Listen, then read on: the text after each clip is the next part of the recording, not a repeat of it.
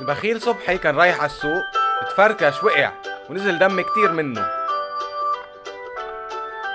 شافه الشرطي وسأله إذا بيشوف له دكتور. قال له صبحي: لا لا، شوف لي حدا يشتري هالدمات مني. صبحي قاعد بالبيت من ورا الحادث عم ياكل فستق. قالت له زوجته: طعميني حبة. اعطاها حبة اكلتها.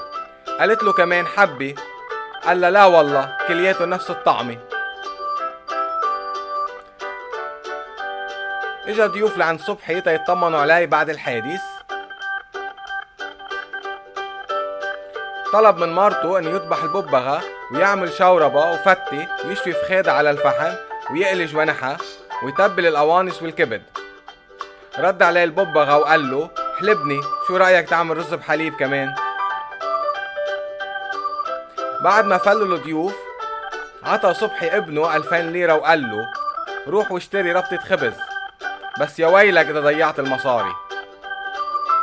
بطريقه للمخبز شاف الصبي سيارة عم تصدم أمه. راح مستعجل لعند بي وقال له: بابا بابا، عجل عجل، أمي صدمتها السيارة. فقال: بسيطة، فكرت إنه المصاري ضاعوا منك.